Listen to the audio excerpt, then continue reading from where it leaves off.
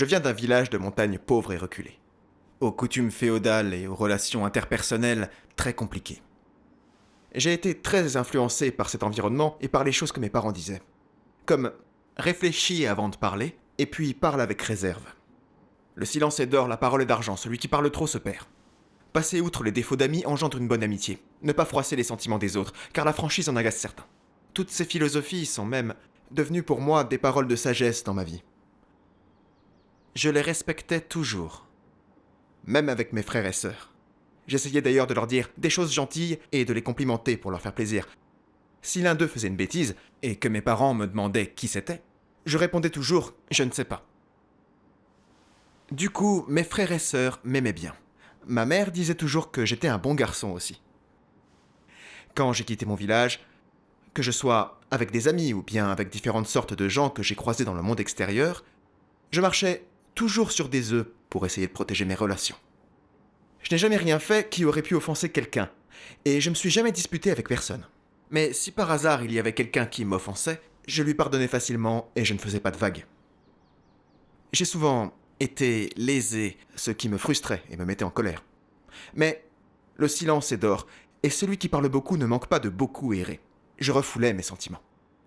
Ma famille et mes amis me considéraient comme quelqu'un de bien et de gentil.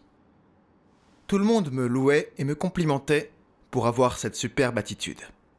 Mais il y avait une douleur dans mon cœur que je n'étais pas capable de réussir à exprimer.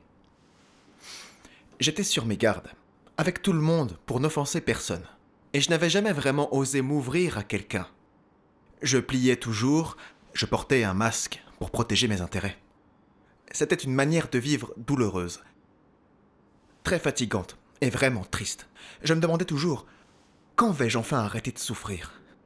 Comment faire pour mener une vie plus facile ? Alors que j'étais perdu et que je souffrais, Dieu Tout-Puissant m'a tendu sa main de salut. Dieu soit loué. Dieu soit loué. En 1998, j'ai eu la chance d'accepter l'œuvre des derniers jours de Dieu Tout-Puissant, et j'ai appris grâce aux paroles de Dieu Tout-Puissant que Dieu s'était fait chair et était venu sauver l'humanité, essentiellement pour résoudre nos tempéraments corrompus et nous permettre de vivre avec une vraie ressemblance humaine. Lisons 2 passages des paroles de Dieu. Très bien. Dieu Tout-Puissant dit « Vous devez tous savoir que Dieu aime ceux qui sont honnêtes. En substance, Dieu est fidèle, et ainsi ses paroles sont toujours extrêmement fiables. Ses actions sont en plus irréprochables et incontestables, ce qui explique pourquoi Dieu aime ceux qui sont absolument honnêtes avec lui. Mon royaume a besoin de ceux qui sont honnêtes, de ceux qui ne sont pas des hypocrites ni trompeurs. Les gens sincères et honnêtes ne sont-ils pas impopulaires dans le monde ? Je suis tout le contraire. Il est acceptable que les gens honnêtes viennent à moi. Je me réjouis de ce genre de personnes, et j'ai aussi besoin de ce genre de personnes. C'est précisément ma justice. Amen. Amen. Dieu nous demande d'être honnêtes, simples et ouverts. Il nous dit que c'est le seul moyen d'entrer dans le royaume des cieux. Quand j'ai lu ça, j'ai profondément ressenti que c'était une manière de vivre plus simple et plus heureuse. Oui. J'ai aspiré à être honnête comme Dieu l'exigeait. Dieu soit loué. C'est alors que dans les réunions, quand j'observais les frères et sœurs, je voyais qu'ils étaient tous honnêtes et qu'ils parlaient librement. Ils étaient sincères et francs. Quand ils avaient un avis sur quelqu'un ou voyaient quelqu'un révéler une corruption, ils pouvaient l'exprimer pour l'aider. Ils pouvaient s'ouvrir et parler de leurs connaissances. Oui. Oui. Ça m'a beaucoup surpris, parce que j'avais toujours cru qu'il ne fallait surtout pas exprimer les opinions qu'on pouvait avoir sur les gens, et que j'offenserais les autres et me nuirais si j'étais honnête. Mais je n'avais pas besoin de me soucier de ça quand j'étais parmi eux. C'est vrai. Oui, c'est vrai. Ils n'étaient pas hypocrites, contrairement aux personnes du monde extérieur. Et ils s'excusaient quand ils faisaient du mal à quelqu'un. Ils pensaient toujours aux autres. Je savais que s'ils pouvaient pratiquer cela et le vivre, c'était entièrement grâce à l'œuvre et aux paroles de Dieu Tout-Puissant. Ça m'a rendu encore plus certain que les paroles de Dieu Tout-Puissant sont la vérité et le vrai chemin, qu'elles purifiaient et changeaient les gens. Et je voulais de tout mon cœur devenir une personne honnête. Dieu soit loué. Dieu soit loué. Malheureusement, les philosophies de vie de Satan s'étaient enfouies en moi bien avant et étaient devenues mes règles de survie. Dans mes interactions avec les frères et sœurs, sans m'en rendre compte, je me basais toujours sur ces philosophies sataniques que j'avais apprises. Je n'osais pas m'ouvrir et parler avec mon cœur de peur d'offenser quelqu'un ou bien encore de nuire à ma réputation. Et je continuais même à être prudent pour pouvoir protéger mes relations, et je trouvais que l'honnêteté était une tâche gigantesque. Alors, pour me purifier et me changer, Dieu a soigneusement arrangé le bon environnement pour révéler ma corruption et mes insuffisances, et me conduire vers la réalité de l'honnêteté. Dieu soit Dieu soit loué. Plus tard, j'ai commencé à travailler comme dirigeant d'équipe avec Frère Lee. Lui et moi, on s'entendait à merveille, et auparavant il m'a aidé avec beaucoup de choses. Mais j'ai découvert qu'il était arrogant, et qu'il ne respectait pas les principes de notre devoir. Chaque fois que je voulais dire quelque chose, que j'étais sur le point de parler, je ravalais mes paroles. Je pensais, si jamais je le critique, il dira que je n'ai pas de conscience, que je lui fais toujours remarquer tous ses problèmes, alors qu'il était gentil avec moi, et s'il me prenait en grippe, et qu'après ça, on ne puisse plus faire notre devoir ensemble. Je n'ai jamais abordé la question pour protéger la relation que lui et moi nous avions. Plus tard, Frère Lee a gravement nui au travail de l'Église, parce qu'il était arrogant et qu'il négligeait ses devoirs, et il a été remplacé. Malgré ça, j'ai pas réfléchi sur moi-même.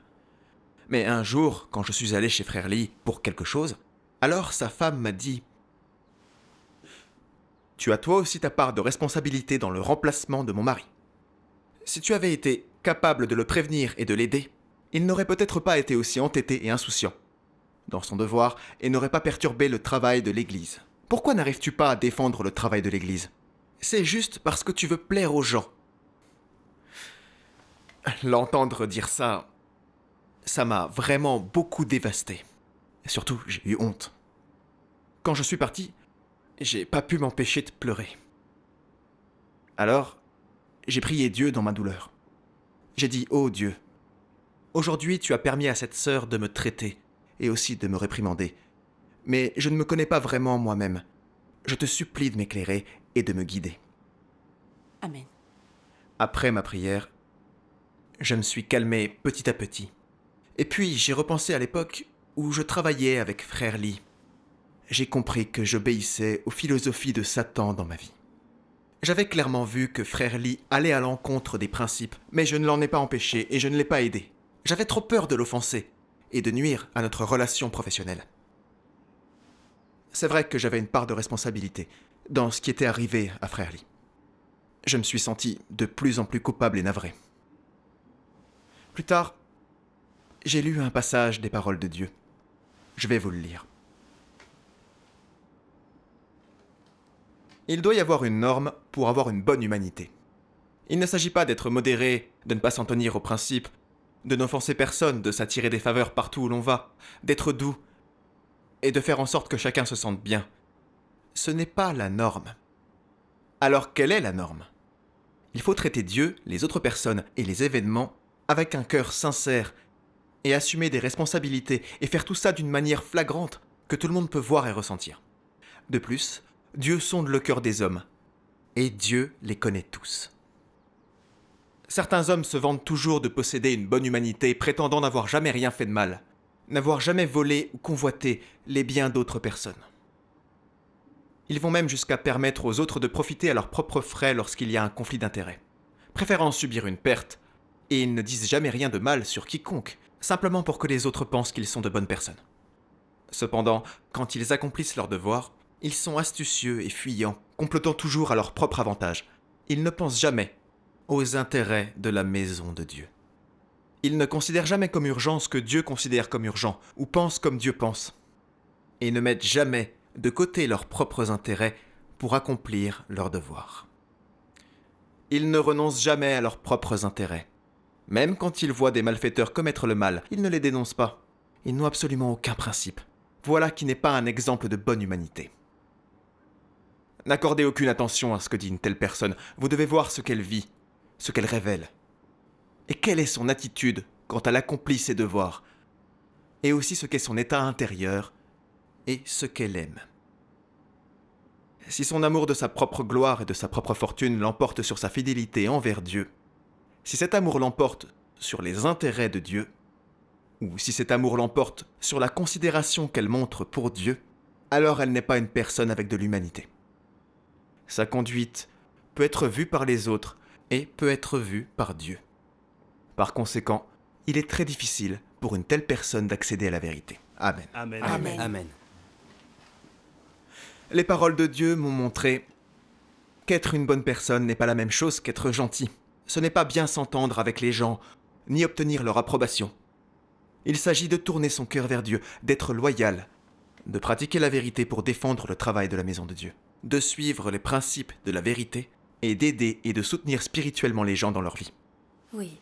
Mais même si j'avais vu de nombreuses fois Frère Lee se montrer entêté et aller à l'encontre de la vérité, être vraiment très arrogant et ne pas accepter les suggestions des autres, et même si je savais que c'était aussi mauvais pour lui que pour le travail de la maison de Dieu, j'ai obéi à la phrase « Passer outre les défauts de bons amis engendre une longue et bonne amitié ».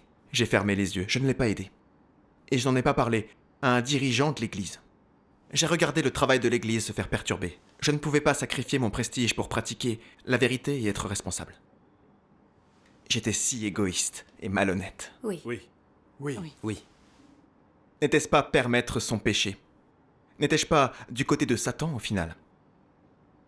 Je suis devenu une personne méprisable et intéressée par peur d'offenser les gens. Je n'avais aucun sens de la justice. Je n'étais pas une bonne personne du tout. En voulant être gentil, je suis devenu la personne malhonnête qui veut plaire à tout le monde et que Dieu méprise. C'est pas du tout gênant d'être comme ça dans le monde extérieur. Mais dans la maison de Dieu, ça le dégoûte énormément. Oui. Oui. C'est alors que j'ai compris qu'être quelqu'un de gentil pour protéger des relations, au lieu de pratiquer la vérité, fait en réalité beaucoup de mal aux gens. C'est vrai. vrai. C'est vrai. Oui. Tout à fait. Tout à fait. Pour la première fois, ma conception de ce qu'était une bonne personne a été ébranlée. J'ai compris que j'avais complètement tort d'obéir à des philosophies sataniques dans mes relations. Le fait d'être traité cette fois-là m'a laissé une impression profonde que je n'oublierai jamais. Il me semblait que mon frère avait commis une transgression et que je me retrouvais avec une dette éternelle. C'est Oui. une dette envers Dieu. C'est vrai. Dieu soit loué. Grâce au jugement et au châtiment de Dieu, j'ai compris qu'en fait, je poursuivais de mauvais buts depuis de très nombreuses années. Et je ne voulais pas vivre comme ça. J'ai voulu devenir une personne honnête et droite comme Dieu l'exige. Dieu Dieu soit soit loué. Dieu soit loué. Je voulais faire des efforts pour être une personne honnête. Mais mon tempérament corrompu était profondément ancré en moi. Je ne comprenais ni ne haïssais pleinement ma nature de personne qui voulait plaire à tout le monde. Alors je n'ai pas vraiment changé. Je me suis vite remis à agir comme d'habitude. Le mari de Sir Jang, qui vivait dans un village voisin, était un voyou local profondément mauvais, qui faisait en plus obstacle à sa foi. À chaque fois qu'il la voyait partir pour une réunion, il cherchait querelle à d'autres frères et sœurs, pour que beaucoup de frères et sœurs n'aient jamais la paix. Je me souviens qu'une fois, alors que la sœur était partie à une réunion, son mari a pris le bois dont un frère voulait se servir pour construire une maison et il y a mis le feu. J'arrive pas à y croire. Le dirigeant d'église a dit à Sir Jang « Ne viens plus, nous devons garantir la sécurité de tout le monde, fais tes dévotions et lis les paroles de Dieu toute seule chez toi. C'est juste. » Mais après quelque temps, elle a vraiment eu envie d'assister à une réunion. Et elle n'a pas pu s'empêcher de venir dans notre village, avec l'intention de rencontrer Sir Wang. Ne sachant pas quoi faire, Sir Wang est venu me parler. Je savais très bien que les intérêts de l'église étaient prioritaires et que Sir Jang devait retourner chez elle immédiatement. Alors, j'ai pensé, je ne suis pas un dirigeant d'église. Que penseront les autres de moi si je ne fais pas le choix qu'il faut? Et en plus, que pensera Sir Jang de moi si elle découvre que c'est moi qui l'ai empêché, eh bien, d'aller à une réunion comme elle le voulait? Cette pensée m'a incité à éluder poliment le problème et à répondre « Tu sais, c'est à un dirigeant d'église que tu devrais en parler. Alors va voir l'un d'eux. » Sir Wang n'a pas réussi à trouver un dirigeant d'église et a laissé Sir Jang assister à la réunion. Le lendemain soir, alors que j'écoutais des hymnes des paroles de Dieu, on a violemment frappé comme ça, toc toc toc à ma porte. Quand mon fils est allé ouvrir, 3 ou 4 colosses armés de gourdins sont alors entrés chez moi. Et 4 ou 5 autres colosses ont sauté du toit de la maison. Ils m'ont plaqué sur le lit sans dire un mot et ils m'ont sauvagement battu. À ce moment, j'étais vraiment terrifié. Je priai Dieu sans relâche et l'appelai à mon secours. À l'instant où la douleur devenait vraiment intolérable, le cadre du lit a alors complètement cédé et je suis tombé par terre. Croyant que j'étais gravement blessé, ces brutes ont paniqué et se sont enfuis, me laissant gisant sur le sol. J'étais sûr d'avoir quelque chose de cassé, après un tel passage à tabac par autant de gens. Mais à ma grande surprise, je n'avais que quelques bleus et tous mes os étaient intacts. Dieu soit loué. Dieu soit loué. Dieu soit Je loué. savais que c'était le soin et la protection de Dieu. Le lendemain, j'ai appris que le mari de Sir Jang avait su qu'elle était allée à une réunion et qu'il avait envoyé ces types me frapper parce qu'il croyait que je l'avais organisée. J'ai compris que c'était arrivé parce que je n'avais pas suivi les principes. Si j'avais empêché Sir Jang d'assister à cette réunion, les choses n'en seraient pas arrivées là. Ça, j'en suis sûr et certain. Oui, bien sûr. Au final, si j'avais été battu par ces brutes ce soir-là, c'est parce que j'étais égoïste et méprisable. Je ne me souciais que de mes propres intérêts et j'étais quelqu'un de gentil qui ne pratiquait pas la vérité. Je m'étais attiré moi-même tous les ennuis qui me sont arrivés. Plus tard, je me suis présenté devant Dieu pour chercher et réfléchir. Pourquoi ne pouvais-je pas m'empêcher de protéger mes intérêts et d'essayer de plaire aux gens ? Pourquoi je ne pouvais pas mettre la vérité en pratique ? Un jour, j'ai lu ces paroles de Dieu. Satan corrompt les hommes par l'éducation et par l'influence de gouvernements nationaux, de célébrités et aussi par de grands personnages. Leurs paroles diaboliques sont devenues la vie naturelle de l'homme. Chacun pour soi, Dieu pour tous, est un dicton satanique bien connu, qui a été instillé en tous et qui est devenu la vie de tous les hommes. Il y a d'autres paroles de philosophie de vie qui sont aussi comme ça. Satan utilise la belle culture traditionnelle de chaque nation pour pouvoir éduquer les gens, provoquant la chute et l'engloutissement de l'humanité dans un abîme de destruction. Et à la fin, les hommes sont détruits par Dieu parce qu'ils servent Satan et résistent à Dieu. Il y a encore beaucoup de poisons sataniques dans la vie des hommes, dans leur conduite et leur comportement. Ils ne possèdent presque aucune vérité. Par exemple, leur philosophie de vie, leur façon d'agir et leurs maximes sont toutes remplies des poisons du grand dragon rouge, et elles viennent toutes de Satan. Ainsi, toutes les choses que les hommes ont dans leurs os et leur sang sont des choses de Satan. Tous ces responsables, ceux qui détiennent le pouvoir et ceux qui sont parvenus, ont leur propre voie et secrets de réussite. De tels secrets ne sont-ils pas parfaitement représentatifs de leur nature ? Ils ont fait de si grandes choses dans le monde, et personne ne peut percer à jour les manigances et les intrigues qu'il y a derrière elles. Cela montre tout simplement à quel point leur nature est insidieuse et venimeuse. L'humanité a été profondément corrompue par Satan. Le venin de Satan coule dans le sang de chaque personne. Et ainsi on peut voir que la nature de l'homme est corrompue, et mauvaise, et réactionnaire, remplie et imprégnée des philosophies de Satan. Elle est, dans son intégralité, une nature qui trahit Dieu. C'est pour ça que les gens résistent à Dieu et se tiennent en opposition à Dieu. Amen. Amen. En y réfléchissant bien, j'ai trouvé la racine du problème.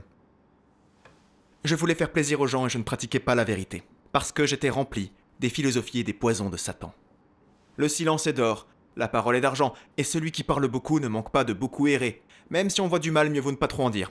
Restez calme pour votre propre protection. Réfléchis avant de parler, et puis parle avec réserve. Passer outre les défauts de bons amis engendre une longue et bonne amitié. J'avais fini par prendre toutes ces maximes comme des règles de conduite et je les appliquais dans ma vie de tous les jours.